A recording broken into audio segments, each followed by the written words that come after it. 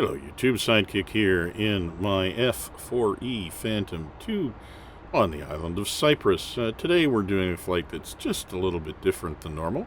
Not going to be blowing anything up this time. Instead, we're going to be looking at the navigation system in the Phantom 2. And you can see me here changing the frequency of the navigation radio to match the VOR station at Paphos, which is where we currently are on the tarmac. So I decided to make this video specifically because a viewer that watched a similar video on the A4 asked me if I was planning to do the same thing for the F4. And I took a look at it and realized it's probably a good idea. Like a lot of things in the F4, the navigation system is a little bit of an acquired taste, as my mother would say. You really have to know something about how to use it before it starts to make sense. And as is typical in the F4, the manual gives a technical description of how it works, but it's not very helpful in trying to get you to the point where you can make use of it. So what I decided to do is put together a little flight here in Cyprus where we can try out pretty much all of the available navigation modes using the nav aids on the map. All right, who's ready to go flying? So we're just taxiing out to the runway here, and I will tell you a little bit more about, we'll go over how the navigation system, how the controls in the cockpit work, and how the indicators work. And I'll tell you a little bit about the flight plan that we're going to be flying today once we get out to the runway. So let's just taxi out, and we'll talk once we get out there. All right, tell me, are we going downtown on this one? No, Jester, we're not. I should point out that I am just going to do this from the front seat. There are some nuances that you could make use of if you have a backseater to help you with the navigation, but maybe I'll talk about that in another video if anybody wants me to. But for now, we're just going to talk about how to use the navigation system in the front seat and how to use it even without actually relying on Jester.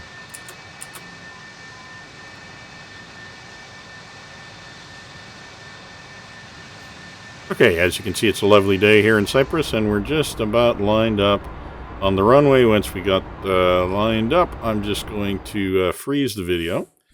And let's talk about the navigation system in the F-4E, and let's use the pictures from the actual manual. So, first of all, here is the setup. It's in the middle of the front console. Obviously, the top indicator there is the attitude and direction indicator, or ADI. It's labeled 4. It's basically the big ball in the middle of the panel. Below that is the HSI, the horizontal situation indicator. And there's a number of markers on there that we'll talk about in a little bit more detail. To the right are two dials that basically control what sources of data drive the various indicators on those two dials, on the ADI and the HSI. So here's a close-up of those dials, and you can see that the one on the left, labeled 1, is the bearing and distance mode dial, or source dial. And you can see you can use a bunch of different sources from the nav computer, an ADF, the TACAN, or the VOR and the TACAN. VOR TACAN means VOR will be used for bearing, and TACAN will be used for distance. So these basically drive some indicators on the HSI. The way I look at it is essentially this is the outer ring of the HSI, but once we actually start using it, I'll explain that a little bit more in flight. Now, on the right-hand side, the little knob in the middle labeled 2 is called the flight director knob, and it controls whether or not you actually transfer any of this navigation data to the indicator on the ADI. We'll talk a little bit about why you might want to do that and what that will look like when we're in flight. The dial labeled 3 is called the navigation mode selector, and what it does is it controls essentially the center part of the HSI, which is something called the course deviation indicator, and it also uses the heading bug or heading indicator. And again, you can use a bunch of different sources for this. You can just set it manually, so you can set your heading manually and everything will be read off of that. You can use the data that's in the navigation computer, or you can use the TACAN, or you can use the VOR or ILS system to drive that course deviation indicator, and also to read the heading bug and transfer that information to the flight director if you have the flight director set. So that may or may not make sense to you depending on how much you know about these kinds of instruments. I really do think it's easier to just get up and fly and talk about how those various data sources are represented on the two instruments, on the ADI and the HSI. So let's get taken off, and then we'll spend a little bit more time as we try out different modes. We'll take a look at how they affect what you see. Okay, let's restart the sim, power up. Once we've got stable power, we will go brakes off, and we are off like a herd of turtles. Engine's good. Airspeed's coming alive. 80 knots. There's 100 knots. And ease it off the runway. Try not to go too high.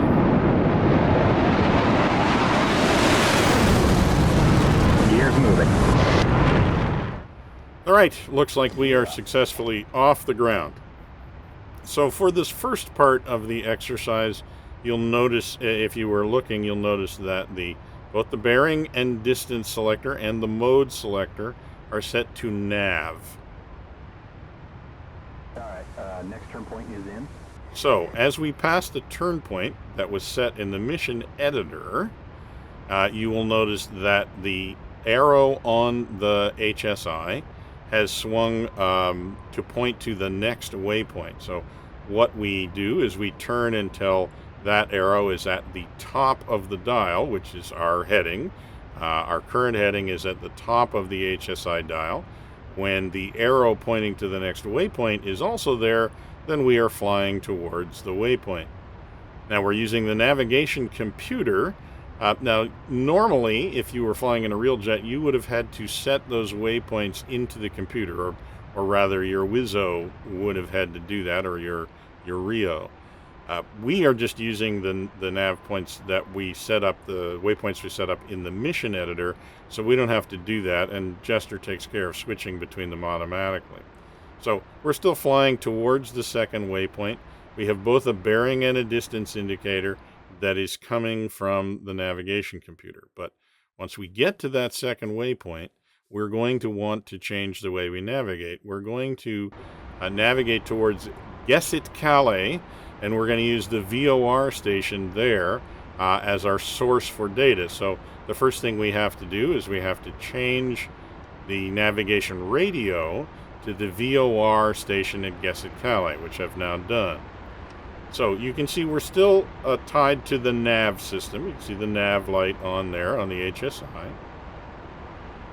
And just making sure we got the autopilot on before we start messing around. Okay, I'm going to freeze it there. I have changed the bearing and distance selector to VORTAC, and you can see that some of the indicators on the HSI have changed. Specifically the arrow, the little white arrow, which is essentially the direction-finding arrow that points to the source of our navigation data, has switched from pointing straight up, which is where the next waypoint is. When it was using nav, that's what it pointed to. Now it's pointing to the VOR station that we have tuned, which is the one at Gesset Calais. You'll notice, by the way, that the distance number also flipped because the distance is now being measured from the TACAN station that we are monitoring, which is the one that's still back at Paphos. So the distance measurement's not very useful to us at this moment in time. Now, we haven't changed the navigation mode selector from nav, so that's why the nav light is still on. And it's also why the center indicator, the course deviation indicator, is all still centered up because we are still flying towards our navigation point. Okay, let's restart the sim.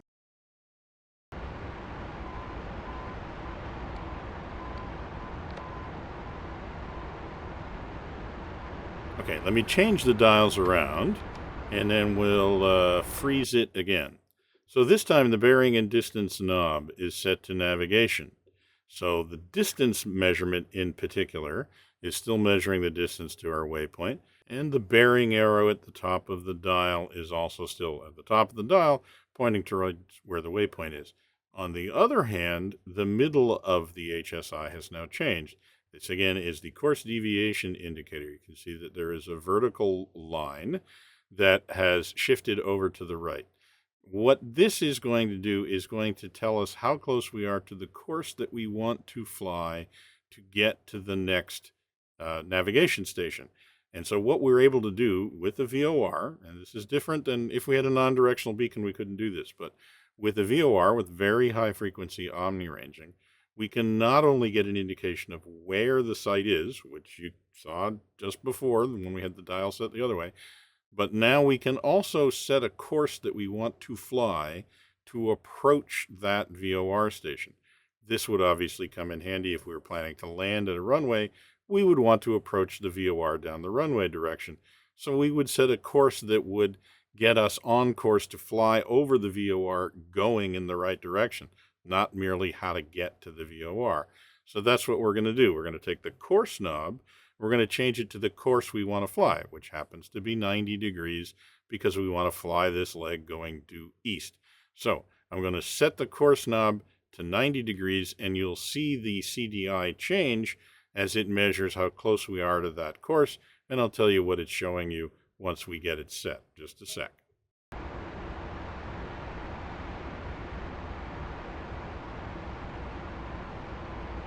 Okay, you can see me dialing up the course here, but I kind of have to hurry because we're almost to our waypoint. You can see the distance number counting down, and once we get to the waypoint, things will start happening in a hurry. So I'm just going to pause it here and tell you what you're looking at, or what we're looking at on the course deviation indicator. So you can see that the line that was vertical is now lying almost horizontal, and it's above the symbol for the aircraft, so it's in front of us. Basically, what its position is telling you, two things. It's telling you how far off the heading you're going to have to be. That's how far off vertical it is. When this line is vertical, you're very close to the heading you want to be flying. How far it is off center tells you how far off the course that you want to fly you are. So essentially what it looks like here is that we're approaching a line where we're going to have to turn to the right. And when we turn to the right, that line is going to start to go closer to vertical, and it's going to start coming closer to passing through the center of the aircraft. Ultimately, we want it perfectly vertical and in the middle. So I'm just going to let the sim go, and you're going to see exactly what happens, because we're just about to pass over the waypoint, so things are going to happen fairly quickly here. Okay, as we approach the waypoint, the line is going to move down to the middle. That's because we're crossing the actual intersection of the course we want to fly, so we need to turn. We need to turn to try and make that line vertical, and we want to turn quickly enough that it doesn't slide off to the right, so that it stays in the middle. And we're just turned a little bit late, so we're going to end up a little bit off center, I think. Now notice I have not changed the bearing and distance mode knob yet.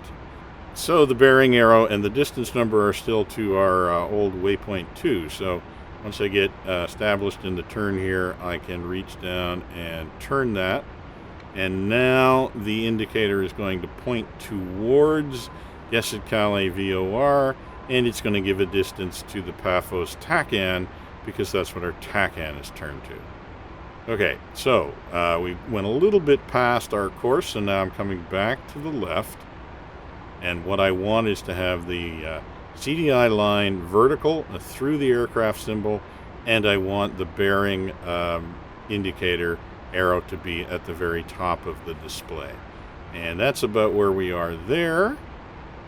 So let me just explain what we were looking at with the CDI there a minute ago. So the way the CDI needle works is that it will be displaced from the center depending on how far off the course that we have set we are flying to the VOR. So it's going to tell us how to stay on a course that flies directly to the VOR at 90 degrees due east. When it is deflected to the right, it means we have to change our heading to the right in order to intercept that course. How far off the course we are is what sets how far off the center it is. Basically, each one of those hash marks is 2.5 degrees. So when it's fully to the right, we're 5 degrees off course, which sounds like a lot, but it's actually a very sensitive indicator. And so you do have to get practiced at managing to intercept essentially that CDI course line in time to get it flown right down to the middle so you don't overshoot or undershoot. Takes a little bit of practice. We didn't do too badly there, but we did have to correct ourselves. So now with the CDI line through the middle of the aircraft and vertical, we know that we are heading towards the VOR that we have dialed, and we are on the course that we have selected that we want to approach the VOR from, which is 90 degrees. Okay, with all that set up, we're going to do one more thing, and that is to use this dial to set our heading bug. We're going to set it to our current course, and then we're going to flip the flight director dial to the left, which basically means that now the flight director line on the ADI is being driven by a comparison of our course to the heading bug. And since we're basically on that course, we have a flight director line that's in the middle. So we're all set up to fly toward Gesit-Cali, but that's not what our flight plan says we're going to do. So let me explain to you a little bit about what we're actually going to do here. Let me put it in autopilot, and then let's take a look at the flight plan. So as you have seen, we took off here, and then we flew to waypoint 1, turned north to waypoint 2, and then when we intercepted the reciprocal of the 90 degrees, so the 270 degree radial, we turned onto that radial to fly directly towards Gesit-Cali at a heading of 90 degrees. Now, we're not going to fly over Gesit-Cali, though. We're going to wait until we're due north of Larnaca, intercept the 0 degree radial coming out of Larnaca, and fly due south. Then we're going to fly over Larnaca, and we're going to intercept the radial for the runway at RAF Akrotiri, and that is going to be where we're going to end this flight. Okay, so the first thing we need to do is grab the data for Larnaca. We want the VOR at Larnaca, and there it is there. Now we need to hop back in the cockpit, tune our nav radio to that frequency. Now our VOR is going to be driven by the VOR from Larnaca, not the VOR from Gesit-Cali. So you can see that we now are showing that we're off course, because of course we're not flying towards Larnaca, and we don't want to make that turn yet. So what I'm going to do is I'm going to set our mode back to manual, which will mean now we can just set whatever heading we want, which is going to be 90 degrees. And we're going to keep flying our 90 degree heading. What we're going to do is watch the bearing arrow there on the top of the HSI, and as it rotates around, when it gets to be off our right wingtip, that's the point where we're going to want to turn towards Larnaca, and that's going to be when Larnaca is due south of us. Here, I just got to redo the heading bug here. And so now the flight director is going to continue to tell us where to fly to stay on our 90 degree heading, and we're going to be able to watch that bearing arrow move around the HSI, and as it gets close to being due south of us, then we can swap back over to VOR mode, and then we'll fly and intercept the 0 degree radial coming out of Larnaca, fly over Larnaca.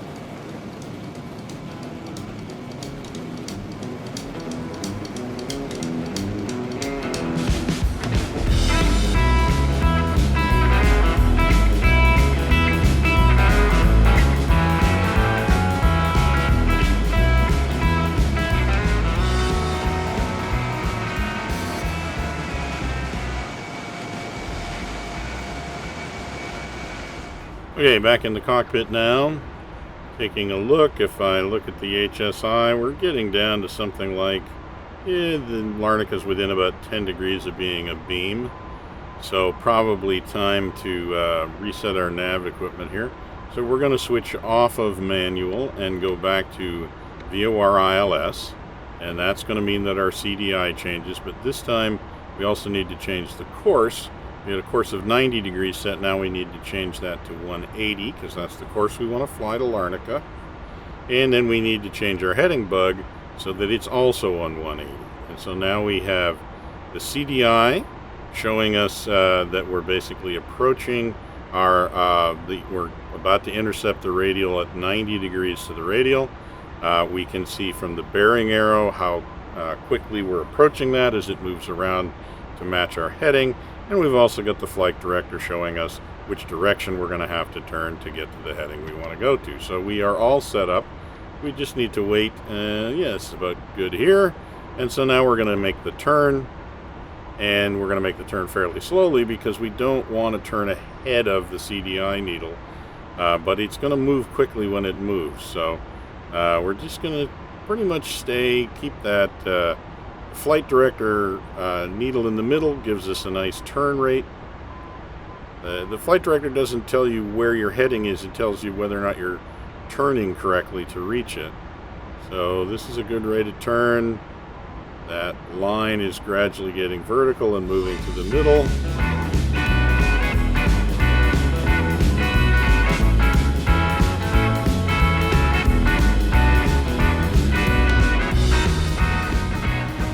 And that was a much more controlled turn onto course than our one the last time was. So I'm liking that. Okay, we're going to get firmed up on course. Now we need to do one more thing to prepare for going over Larnaca. Once we pass Larnaca, we're going to be using the nav aids at RAF Akrotiri, and we're going to specifically switch to TACAN. So we've been using VOR up until now. Now we're going to switch to TACANs, channel 107. So we need to go back in the cockpit and change our TACAN to 107. And once we've done that, all of the distance measurement, the TACAN distance measurement, will be to Akrotiri. Remember that VOR stations do not give you a distance, they only give you a direction and a course to fly. The TACAN gives you those two things as well as the distance. So just checking to see what the TACAN is saying. Still off our right nose, but also giving us a distance. And we'll just leave the selectors on VOR for now until we overfly Larnaca, and we'll be able to tell when that happens because the needles will suddenly flip. As soon as we do that, we're going to switch to TACAN. We're going to dial in the course we want to fly, which is 100 degrees because it's runway 10. Well, actually, it's runway 28, the reciprocal of runway 10. But we can do all that once we overfly Larnaca. So as you can see, we're still over the middle of Cyprus.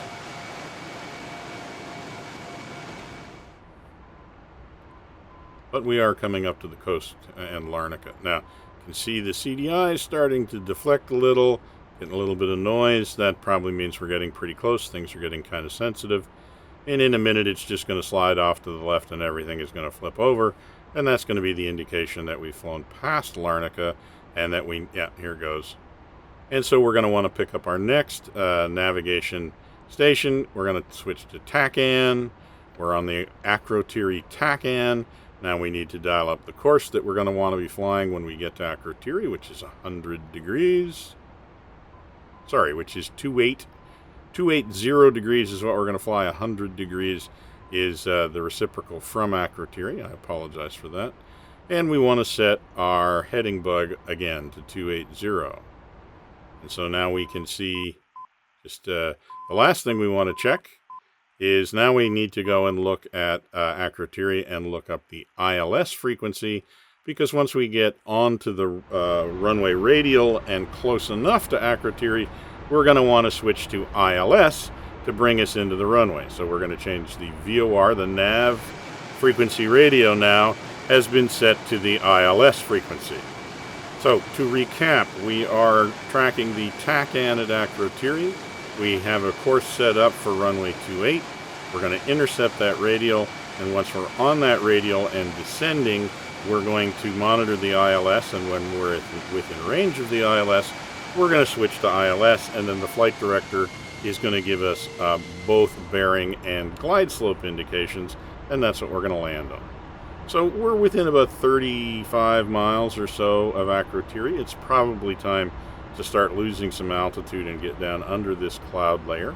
So let's descend here, do a controlled descent, and hopefully just about the time we get down under the clouds, we will have intercepted that runway radial and we'll be ready to make our turn.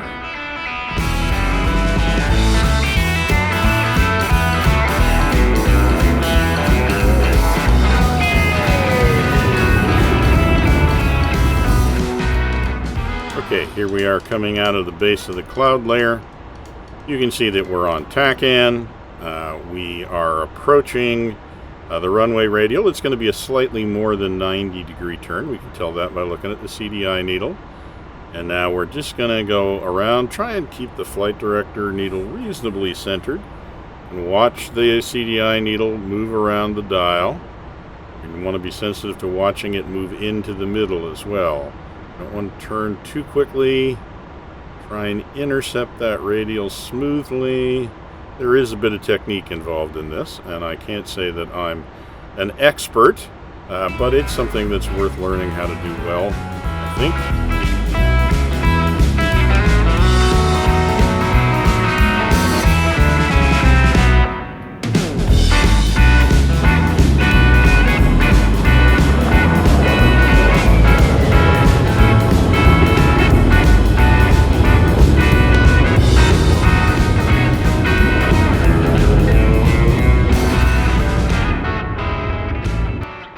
Because we have decent visibility today, you can actually see Akrotiri there. We could do a visual approach, but I think it's worth learning how to do this on instruments, even when you can see the runway.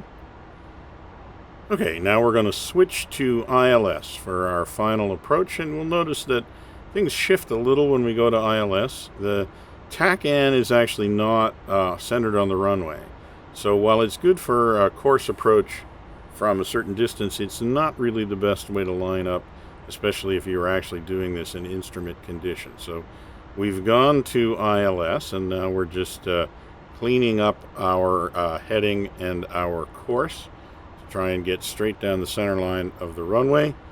And we're watching our distance because we're still getting the TACAN distance and making sure that we're somewhere close to glide slope.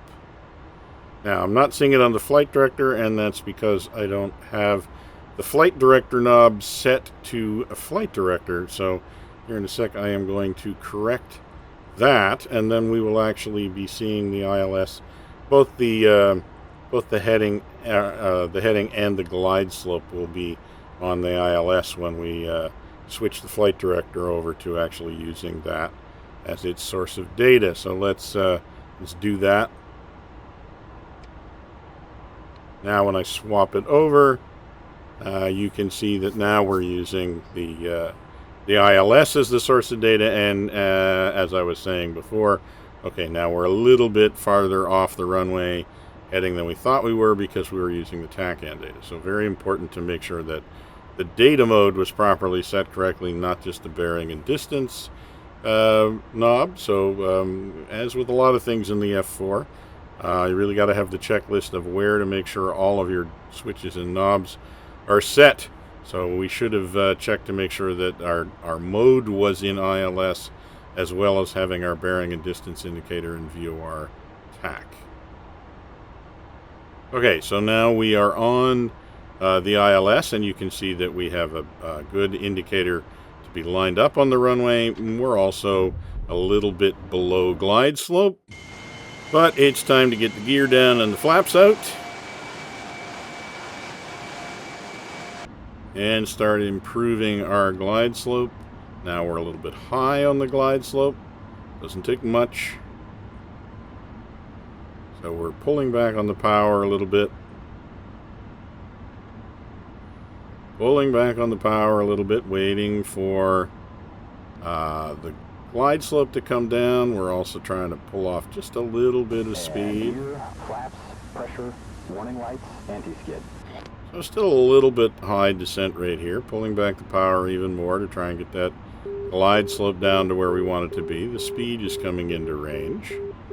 I think the glide slope's going to start to come. The thing I find with the F-4 that's really hard is you really don't want to get too far ahead or behind of the power curve.